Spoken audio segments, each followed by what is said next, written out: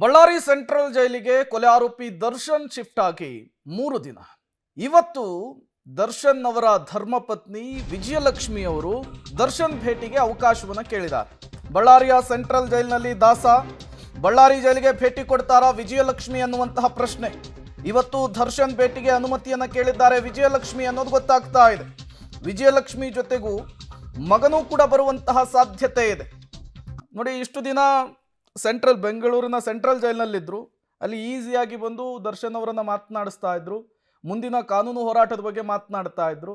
ದರ್ಶನ್ನ ರಾಜಾತಿಥ್ಯಕ್ಕಾಗಿ ಈಗ ಬಳ್ಳಾರಿ ಜೈಲಿಗೆ ಶಿಫ್ಟ್ ಮಾಡಿದ್ದಾರೆ. ಇಲ್ಲಿಂದ ಬಳ್ಳಾರಿಗೆ ಹೋಗ್ಬೇಕು 300-350 ಕಿಲೋಮೀಟ್ರು. ಎಂತಹ ಪರಿಸ್ಥಿತಿ ಈಗ ವಿಜಯಲಕ್ಷ್ಮಿ ಅವರಿಗೆ ದರ್ಶನ್ ಅವರ ಈ ರಾಜಾತಿಥ್ಯ ತಂದಿಟ್ಟಿರುವಂಥದ್ದು.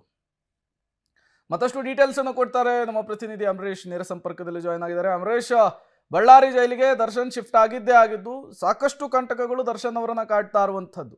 ಇಷ್ಟು ದಿನ ಈಸಿಯಾಗಿ ದರ್ಶನ್ ಅವರನ್ನ ಭೇಟಿ ಆಗ್ತಿದ್ದಂತಹ ಅವರ ಕುಟುಂಬ ಸದಸ್ಯರು ಈಗ ಬಳ್ಳಾರಿಗೆ ಬರಬೇಕಾದಂತಹ ಪರಿಸ್ಥಿತಿ.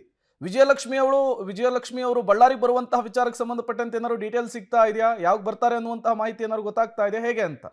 ಪ್ರೇಮ್ ಕುಮಾರ್ ಪರಪ್ಪನ ಅಗ್ರಹಾರ ಜೈಲಿನಲ್ಲಿ ರಾಜ್ಯಾತಿಥ್ಯ ಪಡಿತಾ ಇದ್ದಂತ ಕೊಲೆ ಆರೋಪಿ ದರ್ಶನ್ ಅವರ ಫೋಟೋ ಯಾವಾಗ ವೈರಲ್ ಆಯ್ತು ಆಗ್ಲಿಂದಲೂ ಸಹಿತ ಅವ್ರ ಕುಟುಂಬಸ್ಥರು ಯಾರು ಸಹಿತ ದರ್ಶನ್ ಅವರನ್ನ ಭೇಟಿ ಮಾಡ್ಲಿಕ್ಕೆ ಸಾಧ್ಯ ಆಗಿಲ್ಲ.